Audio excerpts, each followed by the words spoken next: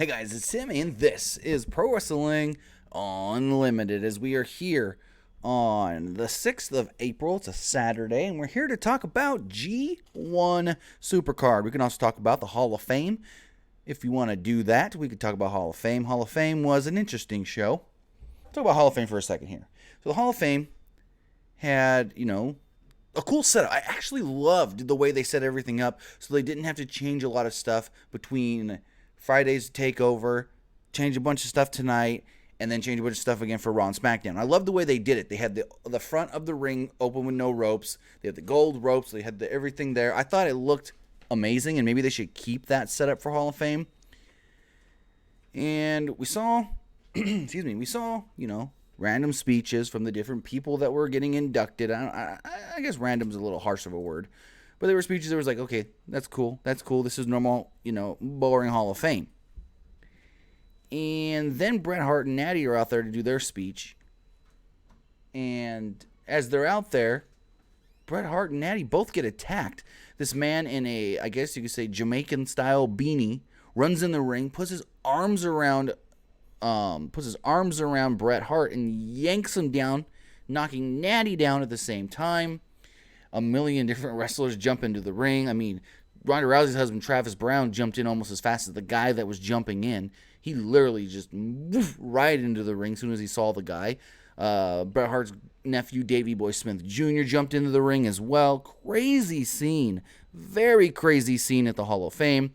And then, I'm going to read some of my tweets here, because we had, in the quote-unquote headliner main event of the Hall of Fame, we had DX.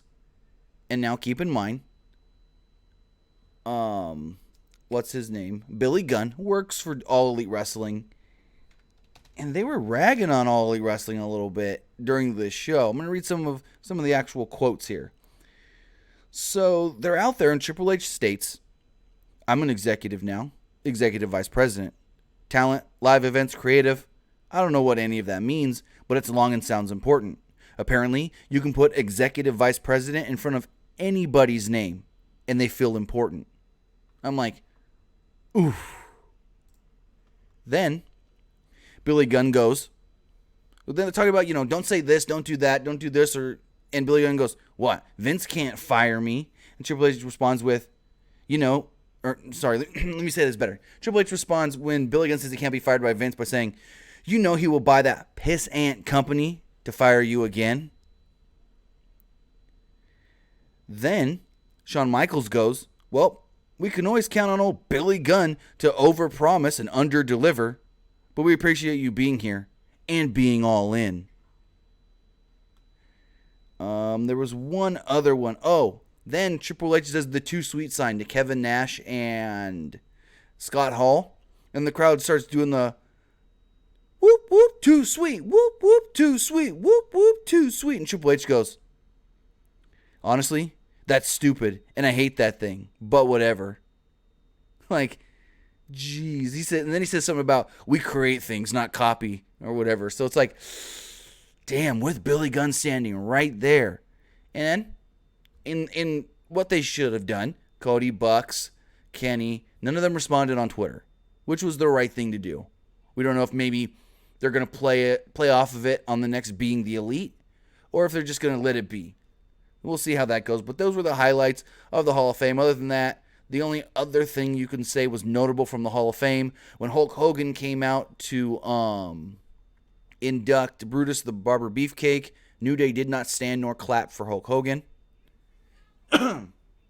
Also, yes, Julio in the chat, when they were pulling the guy out of the ring that attacked Bret Hart, Dash Wilder knocked him out, basically. Dash Wilder had the guy, well, a bunch of them had the guy. There was like 5 or 6 people holding the guy, walking him out. And Dash Wilder's on the right side of him and just throws a right uppercut. Boom, right to the face. The guy just falls. WWE did put out a statement stating that they have released him to the police and it's out of their control.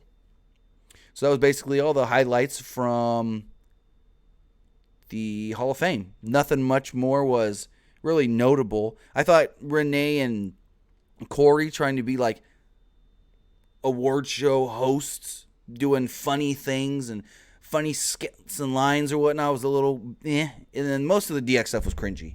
Sorry about that. But that's not what we're really here for. We're here to talk about G1 Supercard. Also, before we get into G1 Supercard, I've seen a lot of you in the chat asking about it. The WrestleMania stage. WWE did not unveil it today. They did not put a video yesterday unveiling it.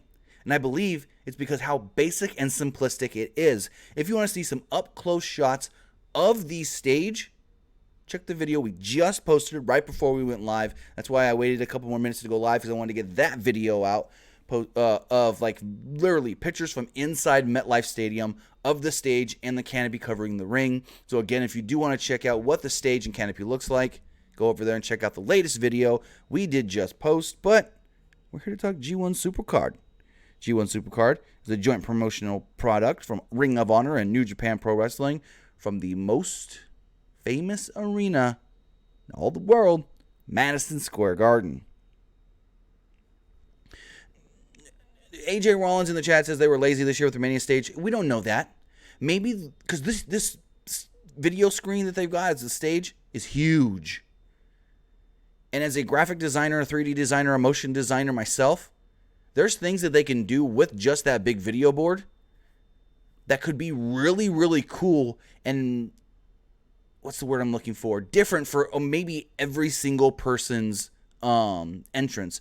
With different graphics on the screen, they can make the screen actually look different for every single person coming down the ring. Maybe Ronda Rousey's got one special looking entrance. Maybe Becky Lynch has got something that makes the screen look a million times different. So we don't know what their plan is for this big video screen. Hopefully, it's not just the big video screen and the Titantron videos playing, but hopefully they do use some cool graphics to make the stage or the screen look different for different people.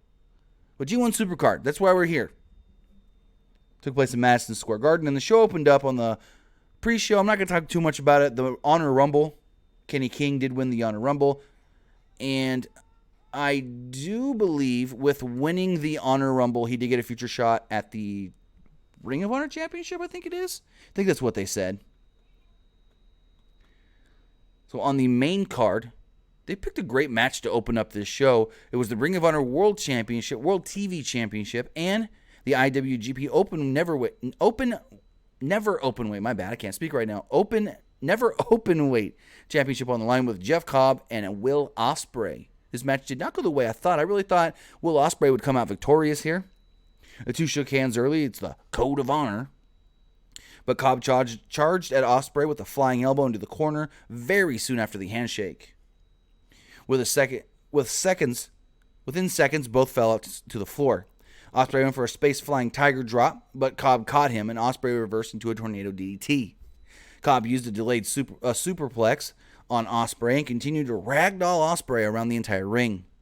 Crowd was very split here for both men. Some wanting Cobb to win, some wanting Will Ospreay to win. And when we first started hearing those dueling chants, I did see some people on Twitter stating they're probably dueling because half the crowd's New Japan fans, half the crowd's Ring of Honor fans, and they don't know what to do other than vote for what promotion they like better. And I can agree with that. So going forward, the real story of this match was Cobb's power versus the speed and agility of Will Ospreay.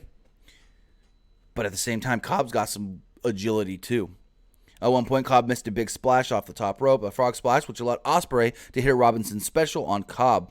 Ospreay went for the Oz Cutter, but Cobb reversed it, caught him in midair, which Ospreay then countered himself, though, into an Oz Cutter for 2 3/4.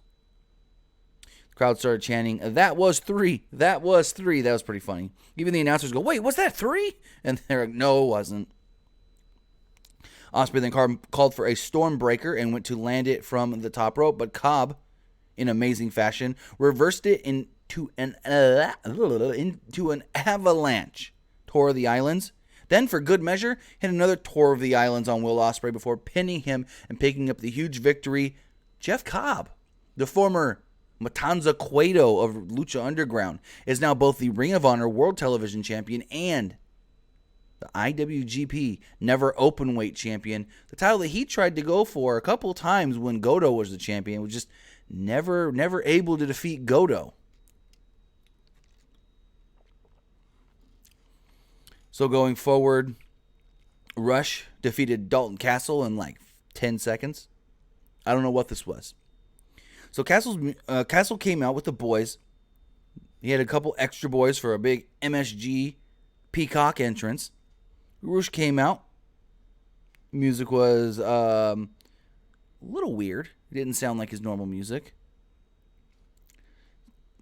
After refusing a handshake, after refusing to shake Castle's hand before the match, Rush went for Castle immediately after the bell rang. Like, immediately. He beat him into the corner and used 2 bull hammers, basement drop kicks, 1, 2, 3. I mean, this match did not go in 60 seconds. It did not go 60 seconds from when the bell rang. Then after the match, Castle attacked 2 of the boys. Well, the 2 main boys, I think they were. Gave them both gut-wrench suplexes. Really quick. I don't know what it means for Castle, but it got Rush over a very, very strong. Eric Tate says, how come WWE never had a television championship? Because they didn't want to. They already had they already had an IC title, which was the same thing. And then when they wanted to bring a second title for SmackDown, when they did the Superstar Shakeup the first time, or the draft, they brought a title that had more lineage in the name, which was the United States Championship. So a United States title over a TV title. Which title sounds more important from the past? United States Championship. So then we had a Woman of Honor title match. The story of this match was that Kelly Klein was able to beat Mayu Iwatani in the past, but not when it counted with a title on the line. Mandy Leon was on commentary before this match, and I like when they do this. They bring one woman out to be on commentary for the women's match. Kelly Klein had pyro during her entrance. Both wrestlers got good reactions from the crowd before the match started. They were hesitant to shake hands before the match started. Klein then sent her entourage to the back, stating, I can do this by myself. They slowed the pace down early. Klein mostly dominated over and over. She worked on Iwatani's legs and then tossed her around, showing that she's the bigger girl and she had a lot more power. Iwatani was able to knock Klein out of the ring and hit a beautiful plancha to the floor. In the ring, the two exchanged elbows for a little while. Iwatani went for a reverse Frankensteiner, but Klein landed right on her back, and it looked sort of botched, but it was okay. I've seen worse. She used a low kick to Klein to knock her down on her face for a 2. Both then exchanged suplexes. Crowd was heated at this part. I was like, dang, the crowd's really getting into this match. I liked it. Klein then finished off Iwatani with 2 K-Power drivers.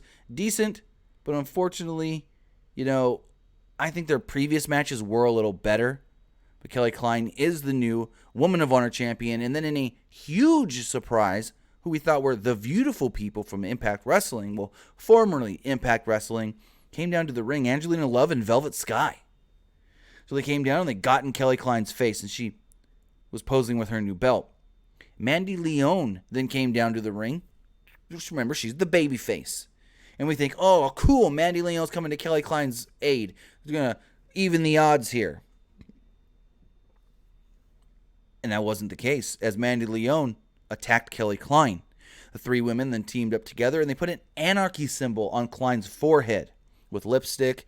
Then they walked out of the ring, went up the ramp, and they posed all 3 together on the ramp. Angelina Love, Velvet Sky, and Mandy Leon.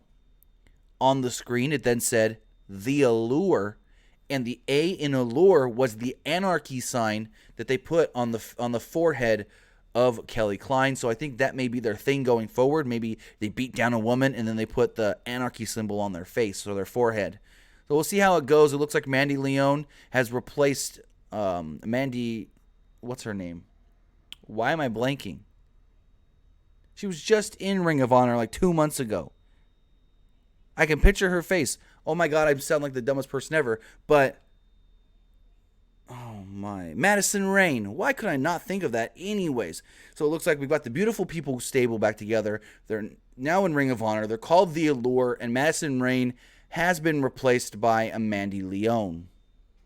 Interesting. We'll see how it goes.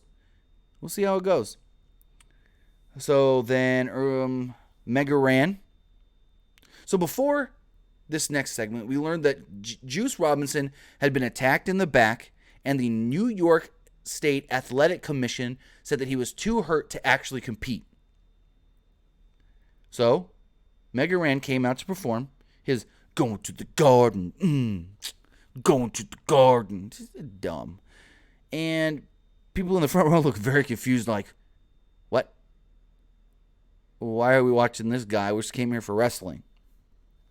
Bully Ray then came out and essentially did a repeat of what he did at the 17th anniversary show. It was like, get out of my ring, I'm going to beat your ass. And Mega Ran's got in the face of Bully Ray. Bully Ray pushed him down, knocked him out of the ring, and then Bully Ray said, well, since Juice is not being allowed to wrestle tonight, I guess my open challenge is now open again. Who's going to accept? Now it came Flip Gordon. Flip Gordon, who we thought was not going to be on the show tonight because he, I guess, hurt his knee again or something. I don't even know what's going on with all that knee stuff now. But Flip Gordon did come out to accept the open challenge of Bully Ray. That's who I initially thought would accept this match anyways.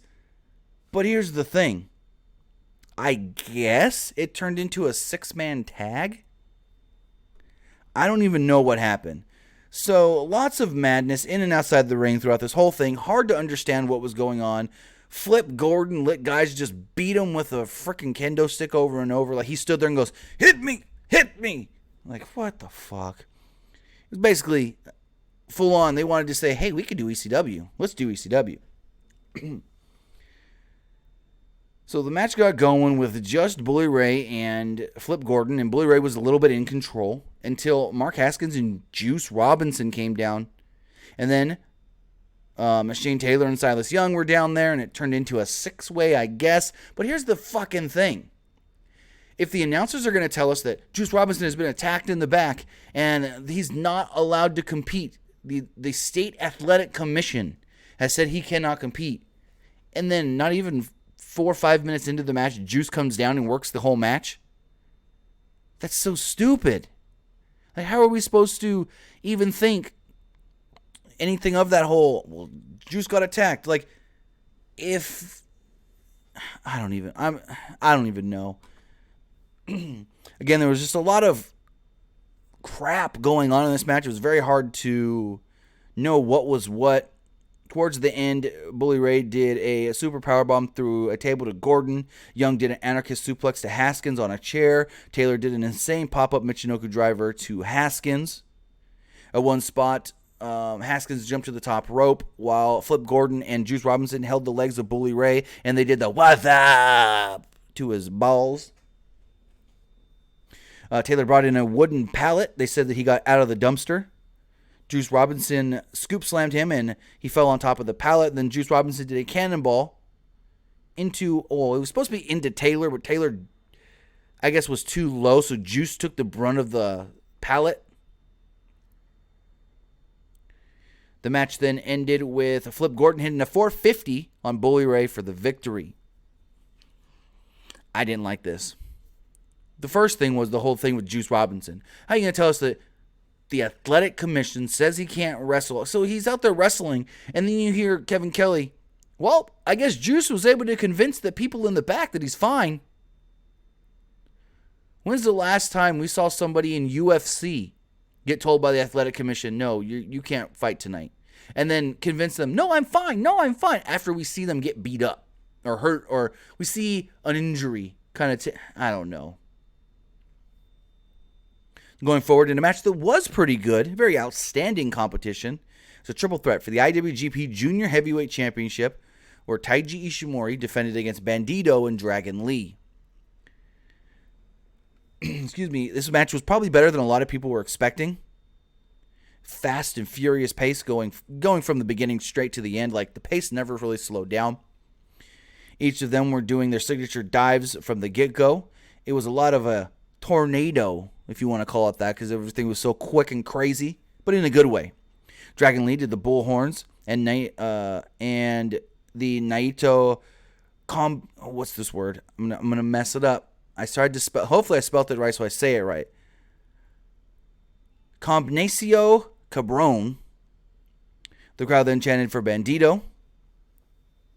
Then they just kept hitting big old dives and big old moves as far as flips off the top rope and this and that. Ishimori used a Super Hurricane Rana on Lee as Lee stood and was about to do a double stomp on Bandito. There was an absolute move here when Bandito did a double follow-away moonsault slam on Ishimori. So let me try to explain this for you if you didn't see it. So they're on the top rope, all three guys. And Bandito grabs Dragon Lee in a follow-away slam position. Then he grabs Ishimori on top of Dragon Lee. So he's got both guys in like a follow-away slam position. And so he jumps off the top rope backwards for a follow-away slam. But in doing the follow-away slam, he doesn't let go of either guy and does a moonsault himself. Kind of like when you used to see Johnny Morrison, and when he was in WWE, he would take the ladder and do a moonsault with a ladder. Basically that move, but with holding two people. Holy crap, that's got to be like, other than that Ace Austin dive off the top of the Ultimate X stat structure, got to be one of the craziest things I've seen all weekend. Just for him to pull off that move perfectly the way he did was mind-blowing.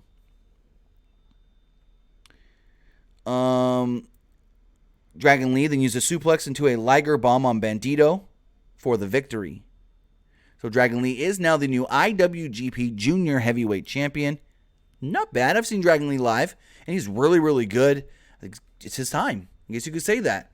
Ishimori has had the title for a little while now, probably since I think last summer. No, last fall when he won the title, I believe. And we'll see what happens. Gabriel Perez says, can someone explain to me why Yano took the tag belts? I don't know. It's Yano. Who knows? He's just trying to be funny. And speaking of that, the next match was the triple threat for the IWGP and Ring of Honor tag team titles. I didn't like what they did with PCO's entrance. It would have been a cool entrance if we didn't see them setting up the entrance. So we get a bunch of these stagehands on the stage after everybody else has already entered the ring. And they wheel out an old school electric chair. We see them wheel it out and put these steps in front of it. And I'm like, okay, this got to be PCO. He's the only one not out here. Then we see the lights go off, but they're still flashing lights. Not from like people in the crowd either, from like them. And we see PCO strap himself into this electric chair. Then, I don't know the guy's name, Dr. Demento, they called him or something like that. Dementor has a car battery hooked up with jumper cables, and he jumps. He basically does jump. He jumps the heart of PCO to start. I didn't like it. I would have liked it if they didn't show us setting it up. It would have been really cool if when they wheeled out the structure that the chair was sitting on, that PCO was actually like knocked out in the chair. That would have been really cool. But no. What was the use? It made no sense when, he's got to jumpstart PCO to get him ready for this match. But we saw PCO get in the chair himself. So that was just kind of dumb. So the bell rings and immediately turned into a big old brawl spilled to the floor. PCO did a tope con hilo through the ropes to the floor. Inside the ring, a little bit later on, Sonata put Tangaloa into a paradise lock and then drop kicked him. Crowd really enjoyed that. Evil later decked Tama Tonga with a chair, and then he and Sonata went for the Magic Killer, but Villain Enterprises broke it up. PCO finally hit his somersault senton onto the apron onto a Mark Briscoe. King then hit a Gonzo bomb, and PCO moonsaulted inside the ring to the floor in what might be a crazy spot. Tama Tonga powerbombed PCO from the ring to the floor, and not through a table to help break the fall either. He then sat right up like, you can't hurt me. I'm half dead already. Like, shit. Girls of Destiny then super powerbombed Brody King into the center of the mat with the victory. Crazy wild match that actually delivered in a good way. Cool spots here. Nothing was like overdone in my opinion. So then comes the crazy spot. And I'm not talking about Yano. So after this match, Girls of Destiny, new ROH World Tag Team Champions, still IWGP Heavyweight Tag Team Champions, and Toru Yano steals the IWGP Heavyweight Tag Team Champions. I don't know what he's going to do with those. He wants to challenge. He's going to steal both belts. They teased him and Cabana because they're like, hey, Colt, it's your buddy Yano. So we see Yano walk off with the belts. Tama Tonga and Tanga Loa are like, haha, cute. And they walk off. And then all of a sudden, the cameras cut. And then they come back, and the cameras are up on the top of this building, showing us the G1 Supercard logo from the I guess you call it the center Titantron screen, whatever you want to call it. And the crowd's like, ooh, what? No, oh. And I'm like, what the frick is going on? What's going on here that they don't want us to see? And the announcers are trying to like talk and compose themselves. And then finally, the cameras cut to the announcers. Now keep in mind, the announcers are set up in a way like Monday Night Raw. Their backs are to the ring and they're up at the top of the stage. So we're watching this and I see Bully Ray at ringside. And I'm like, what the fuck is Bully doing at ringside? Then I see a big guy that at first I think, what? I'm like, who is this? I then see the Briscoes still at ringside. And then I see the big guy again. I'm like, is that Lance Archer? I'm like, no, it's not Lance Archer. And the announcers are trying to keep themselves composed. And Kevin Kelly just turns around. And Colt Cabana goes, I want to apologize, folks. There's a commotion behind us. Something is going on. But let's go forward. We've got Zack Sabre Jr. and Hiroshi Tanahashi. Well, what we found out was that what was going on that they, for some reason, didn't want us to see was Enzo and Cass jumped the barricade, started fighting guys like the Briscoes and Bully Ray. Now, we don't know what's really going on here, but according to a report from Voices of Wrestling, they are reporting that this was a 100% work. This was something that higher-ups in the company pushed for, but the booking team was slightly against. So I don't know if Enzo and Cass are now working for Ring of Honor, if they're signed to the company, but this was not just Enzo showing up again like he did at Survivor Series and trying to disrupt things. This was something that they planned, they set up, and I don't know why they wouldn't have shown this if that was the case. Now, here's my theory on this. If you saw my video earlier, I gave it already, but here's my theory. Maybe the reason they didn't want to show this was because they knew if they showed it, it wouldn't get as much publicity as if they didn't show it. And hear me out. So thinking, okay, you're watching the show, and all of a sudden they're like, wait, there's a commotion at ringside. Let's get the cameras down there. And you see Enzo and Cass. And you're like, oh, cute. Enzo and Cass are working in Ring of Honor. And you don't think anything else of it. But with them not showing it, and then them probably knowing that people in the building will post photos and videos of this online, that is going to get them more publicity on this, because people are going to be thinking, was this a setup? Was this a work? Was this a shoot? What happened here? This and that. And that's the thing here. I think what they were thinking was if we make this seem like this wasn't set up by us, and then it gets out online, which we know it will, maybe it'll get more play. Maybe it'll get more attention that way. So maybe that's what they were thinking, and not wanting to show it and wanting it to seem like it was something that that wasn't supposed to actually happen. I don't know if that's the actual case, but that's how it came off to me once we did find out that it was a work, and the way they kept really avoiding us seeing anything. But Enzo and Cass were there, tried to beat up the Briscoes, and apparently Tanga Loa was not too happy about this. Let me pull up his tweet really fast. Tanga Loa did state on Twitter, I have it right here.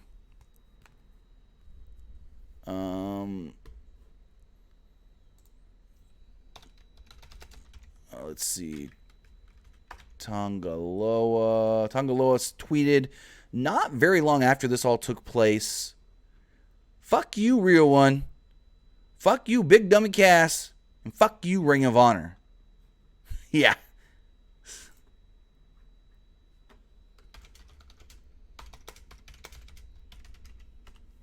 So, I don't know if maybe he didn't know. I don't know what really anybody knew. But from what we've heard, it's a work. Yeah, Broken Dreams, he said on a Instagram Live that he's retired. He also told TMZ that he doesn't want to wrestle anymore and that he doesn't need anything from wrestling. So, we'll see.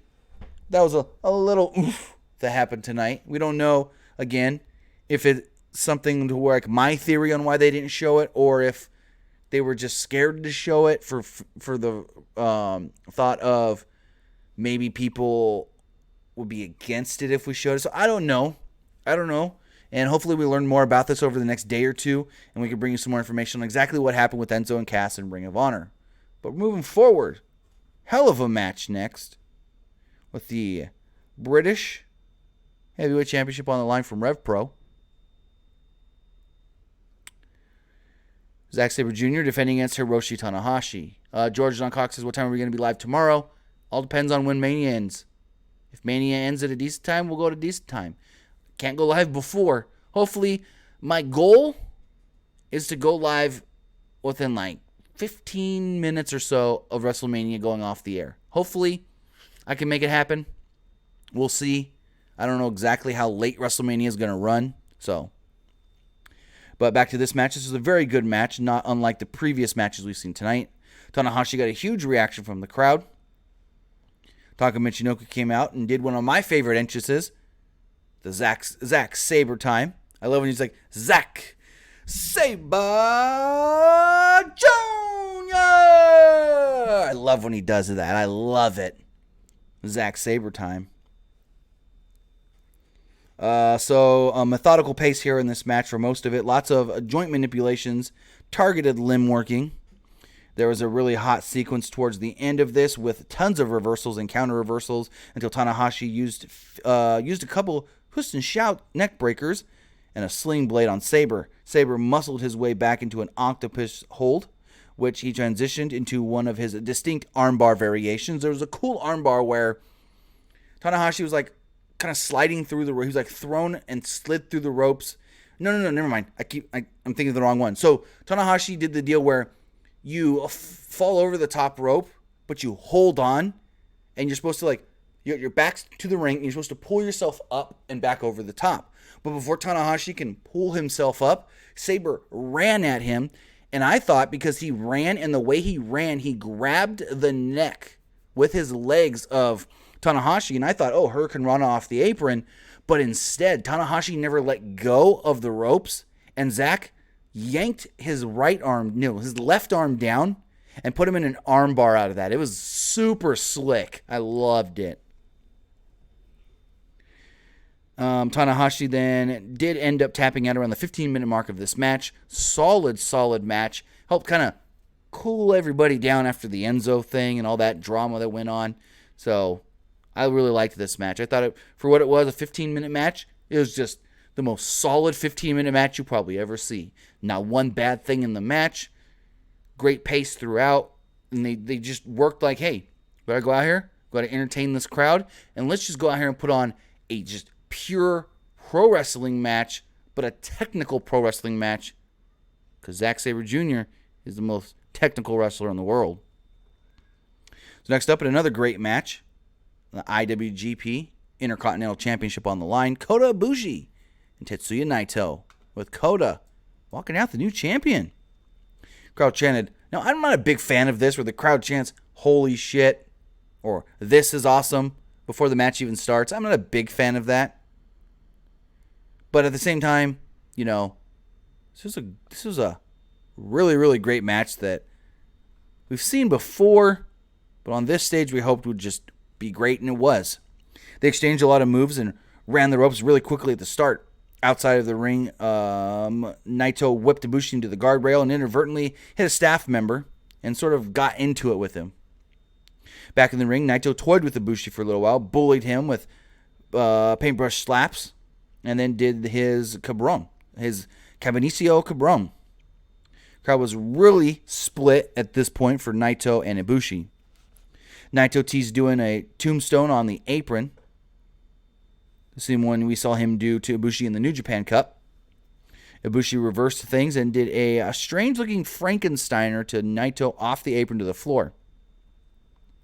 The crowd was chanting Mamma Mia at this point, to where Mauro Ranallo goes on Twitter and goes, hey, at the Garden, I liked that. He acknowledged it. We knew Moro was watching tonight. After Naito hit a tornado, excuse me. Naito hits a tornado, and the crowd chants, "This is awesome." Top rope Rana from Naito to Ibushi, but in a few moments later, Ibushi turned Naito inside out with a huge lariat that put both men down. Somehow, Naito was knocked onto Ibushi. Ibushi then did a deadlift German suplex off the middle rope. Naito landed right on his neck, and you can hear every person in that building go, "Oh!" Because that looked bad. Very bad. Ibushi then teased doing a modified cradle tombstone pile driver, but Naito countered and then lightly botched his own pile driver, which looked more like a failed roll-up. The moment after felt like a slight pause, like, ooh, let's regain our composure here. Two then exchanged elbows from their feet until Naito spit in Ibushi's face. Ibushi chopped Naito hard. Naito used a perfect destino for a close 2. Crowd, who had been lively all night, was out of their minds at this point because they were just throwing everything they had at each other. Ibushi then reversed Naito's second destino attempt into a few balayes, knee strikes, for a close 2 fall. Crowd energy here was just, I felt like I was there. It was so great. After a close call after using a golden star, Ibushi seemingly transitioned it into a pin combination off the Kamigoye to become the brand new IWGP Intercontinental Champion in a match that went just slightly over 20 minutes. And I know a lot of people are always like, why did it take so long for them to... Why did they take so long for them to give Ibushi a title? And here's the reason. Because Ibushi was never signed to the company. Ibushi could have left at any time. They didn't want to put a belt on him and then think, well, if we put the belt on him and then he leaves in like a month, crap, what do we do? But now that Ibushi is actually signed to New Japan, they got the faith. He's going to be there, and he's going to be there in stride. Justin Zarita. This Tim was a great show because I didn't see it. Yeah, Supercard was... I don't know if I could go great. There were some really, really good matches. Overall, as a show, TakeOver was better. But this was still a really good show with a lot of good matches. So then next up, we had the Triple Threat Ladder match for the Ring of Honor World Heavyweight Championship. Nick Aldis was on commentary. And I love when Nick Aldis is on commentary. He's a great announcer. So Skrull was very over with this crowd. But we all expected that. Matt Taven got great heel heat. As they did their intros and stuff, Bobby Cruise introducing each man separately for the title match. Jay Lethal got a great hometown babyface reaction as he's not from New York, but he's from New Jersey, which isn't too far. So hot action early that spilled to the outside from the inside of the bell. Taven did a huge plancher to the floor while the two others were holding a ladder. There were tons of smart and creative ladder spots within this match. Marty Scurll and Jay Lethal really set up a lot of cool things here. Scurll hung Lethal in a tree of woe and put his head through 2 of the rungs and then started hitting the ladder with a chair. Taven then hit a super kick on Scurll that looked to have whipped his kick pad into the side of Skrull's head. Outside the ring, Taven powerbombed Lethal onto a ladder. Huge, brutal spot. Lethal was out for a little while. I don't know if maybe he was just knocked a little silly or if he was just like, all right, I'm going to sell the shit out of this. Back in the ring, Skrull almost locked a chicken wing on Taven. Skrull did his bit and then got the crowd all juiced up. But Taven countered and kicked him. The crowd was essentially chanting, fuck you, Taven, because they thought Marty Scurll was going to take control of this match. Scurll expertly superplexed Taven off the top onto a ladder in the ring. Jay Lethal got back in.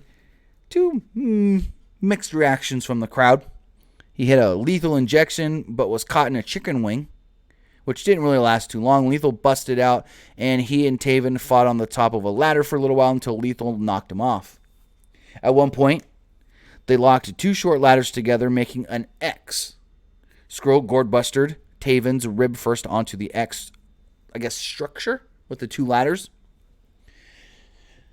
Lethal then comes into the ring. Lethal takes the X structure ladder, whatever you want to call it, and he throws it out of the ring over the top rope. And because of the way it was as an X, it hit the ground and then rolled over into the front row, hitting a couple of the fans. Taven then speared Skrull off the apron through a table outside of the ring. After this, Lethal set up Taven on a table and climbed up an extra large table. Pointed his fingers high in the sky, did the whole "ooh yeah," and went for the macho elbow. Landed beautifully. He was supposed to go through Taven, but Taven kind of like when Lethal hit him with the elbow, Taven kind of like slid off the table, and really, I don't even know. I think it's Jay really more crashed on the floor because the table broke, and Lethal hit hard on the floor. Table really didn't break much of his fall. Lethal and Skrull fought on a regular-sized ladder for a bit. Taven pulled out a massive purple ladder, put it into the ring. The wrestlers set up extra ladders across the purple ladder as like bridges off the top ropes. A Skrull then was knocked onto one of them. Lethal and Taven were fighting on the top of the big purple ladder. Taven was then able to knock Lethal from the top through a ladder laying across. And then we see it happen. Lethal crashed through a ladder. Taven up there all by himself. Grabbed the belt. New Ring of Honor World Heavyweight Champion Matt Taven. Very shocked here. Very great creative ladder match. It exceeded my expectations because we'd always seen great ladder matches in Ring of Honor with like the Briscoes, Motor City Machine Guns, the Young Bucks, SCU. We hadn't seen these 3 guys in ladder match before, at least not in Ring of Honor, and I thought they had a lot of creative spots. A couple things were like, you could have done without that, but for the most part, I thought this was a really, really good match. Then we move on to our main event with the IWGP Heavyweight Championship on the line. It was Jay White defending against Kazuchika Okada. In this match, I expected more. I really did. I'm not saying it was a bad match, but I really did expect more from this match. The company did the standard New Japan style heavyweight introductions. They showed video of all the former IWGP Heavyweight Champions. They did their normal video package before the main event. And then this had a slow and steady pace throughout a lot of it. White rolled under the bottom ropes early to the floor. Did this a couple times to kind of throw Okada off of his game. The crowd was a very pro-Okada crowd. They did some brawling on the outside. Geto taunted Okada and teased getting involved. It was difficult for Okada to not get distracted by all the foolishness that have happened recently. White worked over Okada for a while. White worked over Okada for a lot of this match. Put him in some submissions. Okada fired back up, nipped up, and got himself back into the fight. He drop kicked White off the apron, knocking him to the floor. Geto tried to get involved again, but Okada took both he and White out with a running crossbody block over the barricade and into the crowd. Okada high-fived nearly all the crowd's fans standing next to him when he did this. Back in the ring, White was able to counter Okada's offense with a backdrop. They traded bigger moves back and forth. Huge shotgun drop kick from Okada that sent White flying into the corner. Okada kicked him like right in the square, right in the middle of his face. Okada did the Rainmaker pose, and the crowd loved it. One of the more interesting looking Rainmaker zoom outs that we've seen in a while. And you also got to think the production here was done from Ring of Honor, not New Japan. Because even when watching on New Japan World, it still had in the bottom corner the ROH Live little logo, showing that this was a Ring of Honor production in conjunction with New Japan Pro Wrestling. So, White then blocked Okada's Rainmaker by dropping his weight to the ground, kind of like dead-weighted himself. He laid more of a beating on Okada, suplexed him into the corner, tossed him a little bit, and then tried to go for the Kiwi Crusher on Okada, but only got a 2 count. The match heated back up when Okada landed a tombstone pile driver. Moments later, they exchanged elbows and uppercuts. White chopped Okada's chest, and it turned a little red and a little bloody too. He fought back, though, landing 2 drop kicks on White and also knocking Geto off the apron as he once again tried to interfere in the match. Referee then tried to say, "You're ejected," and Geto just walked around to the other side of the ring. He's like, "Oh, no, you can't kick me out of here." Well, White countered out of the sequence with a brutal sleeper suplex. We then heard from the announcers, this match has now gone longer than the 14-minute match at Wrestle Kingdom that Jay White did win, so maybe that could play into Okada's favor. Going forward, White used a Blade Runner on Okada, but both men laid in the middle of the ring at this point for like 30 seconds. The front row then smashed on the barricades, chanting for Okada. Around the 30-minute mark of this match, Geto tried to interfere again. Why he argued with Red Shoes, and Okada took a low blow here. A really stiff low blow. Like I've been watching Nakamura, I'm going to Nakamura you low blow, where he like hits him with it and he holds it there for a second. Referee did not see it. Crowd then chanted, "Fuck you, Geto." The two had an unreal exchange of moves here, counters and pinfalls, submission attempts, until Okada used a huge drop kick on him, followed it up with a Rainmaker. White had answered for all of Okada's signature moves, and at the end, it was just too much. A wild sequence of counters and reversals until Okada finally hit another twisting tombstone, hit 2 more Rainmakers, pinned him. Okada, 5-time IWGP Heavyweight Champion. Show ends. Okada posing with his belt. And that, my friends, was G1 Supercard. I wouldn't call it an overall great show. I could call it an overall good show. If we're trying to compare it to last night's TakeOver, every match on that show was great. But now, I want to hear from you guys. I want to hear what you guys thought of tonight's stuff. Well, Gabriel, we actually talked about Hall of Fame at the beginning of this. I did like the first 5 minutes of this live stream was all about Hall of Fame. I didn't see much of the Hall of Fame because I was watching this show, G1 Supercard. But I talked about, the main points that I did see. I basically saw everything after the Bret Hart stuff. Then I went back and caught a couple of the speeches as well. And it was just normal speeches. So it's not much to really talk about other than the DX stuff, which we talked about. We noted that they made fun of AEW. And then the stuff with Bret Hart. So we already hit on that at the beginning of the show. But if you want to call in, Gabriel, and talk about what happened at the Hall of Fame, you're more than able to do so. And if you want to call in, if anybody wants to call in, you can do so at 559-475-8473. 559-475-8473 is the phone number to call in. And it looks like we've got some calls coming in already. Let's take a call. Caller, you're on the air. What's going on? Hey, Tim. How's it going? Pretty good. Yourself? Good, thank you. Just a quick thing. The whole end zone casting was a work for sure. It pretty much confirmed to me that they are signed to ROH. There's no way in hell all that would go on, and the security didn't even, it seemed to me like they weren't much into grabbing them and pulling them out. The more and more I hear about it, all I'm hearing is work, and I don't even think ROH would even let Enzo in the building knowing what kind of history he has of disturbing the event. Now, here's the thing with that. I don't think, say this wasn't a work.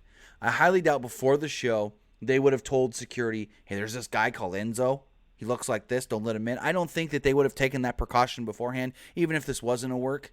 So if say this was 100% a stunt on Enzo and Cass's part, if they had tickets, security wasn't going to stop them from coming in. So I don't know if you can say that claim as far as, if this was a real thing, Ring of Honor wouldn't have let him in. Ring of Honor, they don't have, if you've ever been to an actual event at like any stadium or any arena, the company running the show doesn't have people set at each door. It's staff that works for the building that may not even be wrestling fans and may not even know who Enzo and Cass are. Yeah. I mean, I don't know. Like I said, it seems like this whole thing to me is just a work, and they're pretty much signed with ROH. Now, we don't know if they're signed. We don't know if they've signed contracts, but we know that this was something that was set up. Yeah, and just one more thing. Do you think that the whole attack on Bret Hart? Well, let me first say to the guy that really, to any wrestling fan, do not attack them. They're entertainers. That was sad and stupid to see.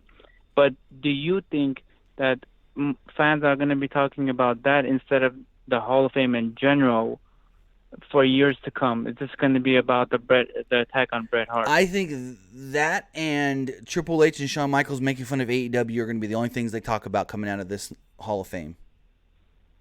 Because like me personally, I'm a longtime wrestling fan. I respect those who've done so much for the industry, but sadly, this is going to be all remembered because of the whole Bret Hart and the AEW thing. But it's more of the Bret Hart attack, which is right. It shouldn't be like that. No, you're totally right there. They shouldn't be only about that, but that's what's going to get the most publicity. That's what the mainstream media's probably going to talk about. Oh, WWE had a great night honoring legends, but unfortunately it was overshadowed by this. Do you think Vince will somehow in the future use that as an angle to something? Oh, no. Involving... No.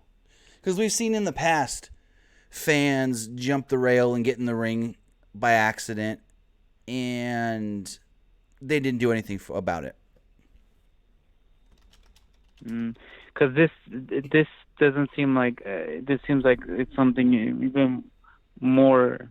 It's more than a regular just fan that's getting into a ring. It seems like it's something worse to me. It seems like just like how Vince because Vince has thought of these crazy. Of course, it's not only him, but he gives the final approval, but he's thought of these crazy ideas where to use some stuff that he should not have used in storylines, and I feel like this would be used in a storyline involving either the Hart family or Natalia one day. No, I could probably say with 100% certainty that they're going to try to make us forget about this and never mention it again. I hope that happens. But with that, I want to say thank you for the call and have a great night.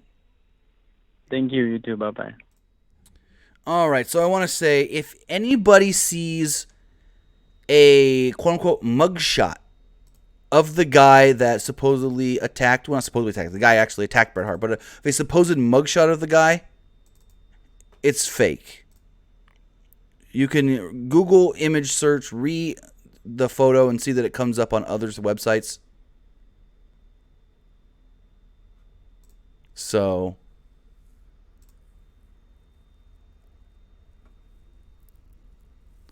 with that, I just want to say, if you do see, like I said, a mugshot on Twitter or Instagram or something saying, hey, this is the mugshot of the guy, look how beat up his face is, not true. Not his actual mugshot. So, with that, just want to say, if anybody else want to call in, I'm not really getting many calls. Didn't get many calls last night either. I don't know what's going on. But if anybody else does want to call in and give their thoughts on anything that's happened this weekend, last night's TakeOver, tonight's Hall of Fame, tonight's G1 Supercard, you can do so by calling 559-475-8473. Again, 559-475-8473.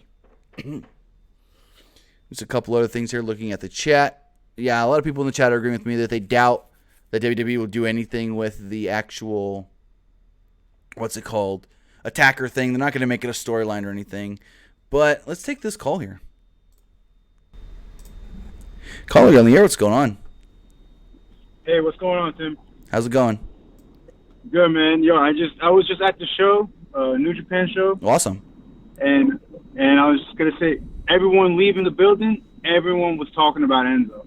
Here's a question I have. I had somebody message me that I don't know if they were there or not. They said they were, but maybe you can confirm this for me. They said a lot of people were actually leaving before the main event. Did you notice that? That is actually true. Okay. After the ladder match, Right. there was a couple. I'm not gonna say everybody left, but a couple people did leave. Okay. In my section too, some people left, and I was like, "Are you kidding me? This is crazy." Yeah, because the person that messaged me was like, "Hey, I'm here at MSG, and it's not a lot of people leaving, but it's enough people that you can notice." Yeah, I think I could say that. Yeah. Gotcha. Okay, Because cool. then you could see like a couple rows like kind of empty, you know? Right, And it was right. kind of weird. But it wasn't a very long show though, so Oh yeah. yeah. Because it's right now it's like almost 1:00. It's 1:00 over here, so. Oh, and No. trust me. Are you going to Mania by chance? Yeah, I'm going tomorrow too. It's going to be as long, if not longer, or as late. I don't know. Yeah, last year Eastern time when we saw it, it ended around 12 too. Yeah. So like I say, it's just me So- as late. Yeah, I mean, we'll see. But yeah, man, I just wanted to let you know that everyone was just talking about Enzo the whole entire time. Enzo.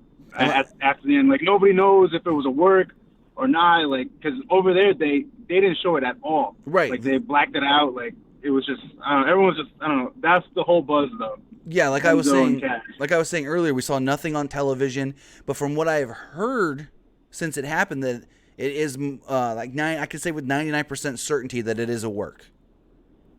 Yeah, I kind of figured because the way that they took them like out of the arena. Right. It was just it was so weird. It was just Right. weird. I don't know. I didn't get to see like footage, like fan footage, but like from my perspective, I didn't see like real punches, but they were like punching each other hard. I don't know.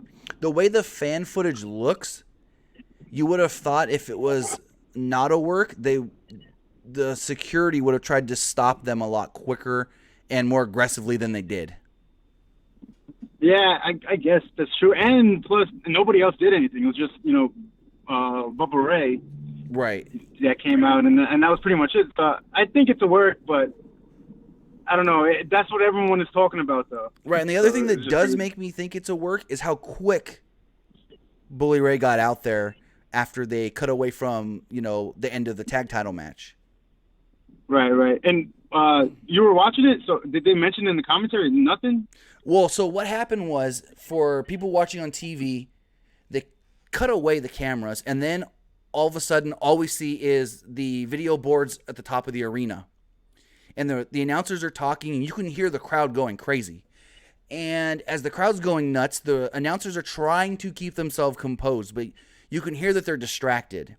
So then the cameras cut to a shot of the announcers, and you can see stuff going on behind them, which you can see Cass. But I thought, since this was a New Japan show, that maybe that would have been Lance Archer out there. And you see Bubba and the Briscoes. And they're just talking about, our next match is Zack Sabre Jr. And then Kevin Kelly just says, screw it, and turns around. And Colt Cabana goes, well, we're a little distracted, folks. There's a commotion in the crowd going on right now, but let's move forward. And that's all they really said about it. Oh, wow. That's true. Oh, but you can hear the boos, though, because everyone was booing them. Oh, you can hear Like, everything. Yeah. nobody really wanted them there. It was everyone was kind of random. Yeah, so we'll see what comes of it. And, yeah, and I obviously, since I was there, I didn't get to see the whole Bret Hart thing, but everyone was talking about that, too, so. Yeah, that was You know, crazy. it's just crazy, man. So, yeah, man. Well, just a quick question. What was your favorite match?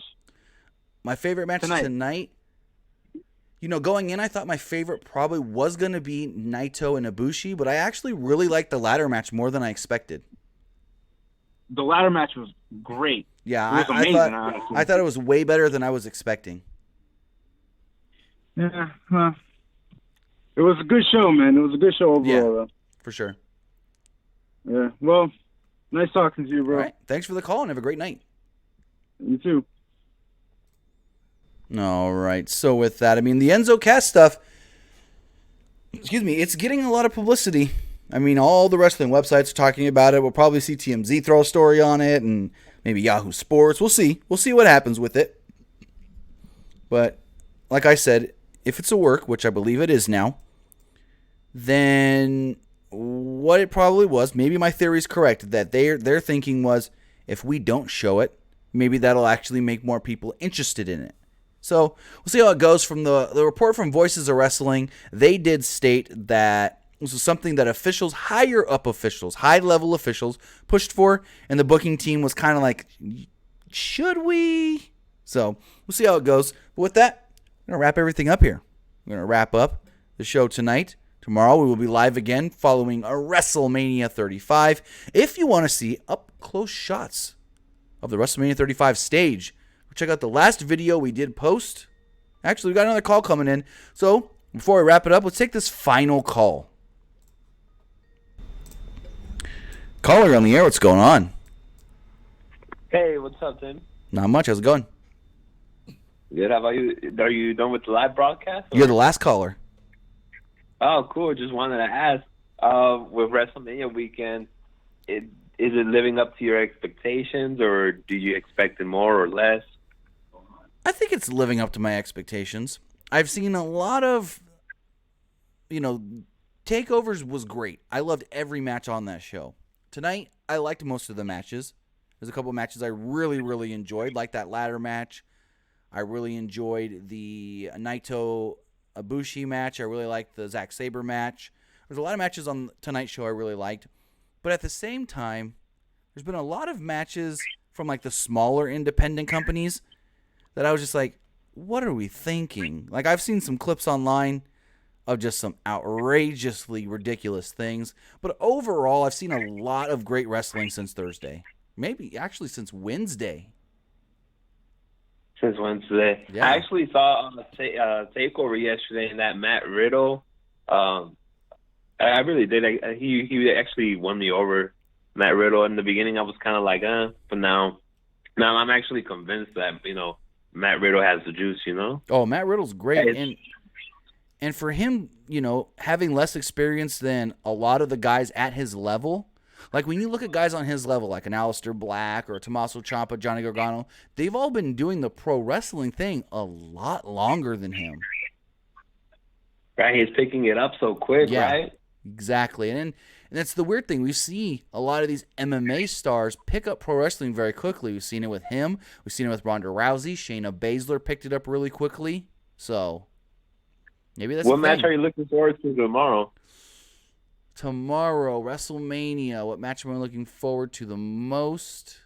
I think, depending on what Randy Orton we get, which I'm pretty sure he'll come out with a good head on his shoulders thinking it's Mania, so I got to perform. I think AJ and Orton can be really good. You think he's going to do the punt? I didn't think about that. Probably not, because usually in recent history, when he does the punt, it's kind of been something that's been like kind of teased in storyline and stuff. But I can see it maybe like AJ takes all of his best shots, like 5 RKOs, and finally he's got to put him down with a punt maybe. I don't know. I never thought about that, though, because he does it so rare, I forget about it. I actually think that would be like a great ending, It could be. Or at least him trying to do the punt, Right. But hey, thank you very much, man. All right, thanks for the call, and have a great night. You too, man. All right, with that, we're going to wrap up the show. Tomorrow we will be live, like I said, following WrestleMania. Don't know what time, because we don't know exactly what time WrestleMania is going to end, but hopefully within 15 minutes or less of WrestleMania going off the air, we can be live here on YouTube. So hit that notification bell to get notified every single time we do go live. Also, go over to Twitter. Follow us on Twitter at PW Unlimited. Go over to Facebook, facebook.com/Pro Wrestling ULTD, and let us know what you think of everything, and follow us over there. And we'll see you tomorrow. Have a great night, guys.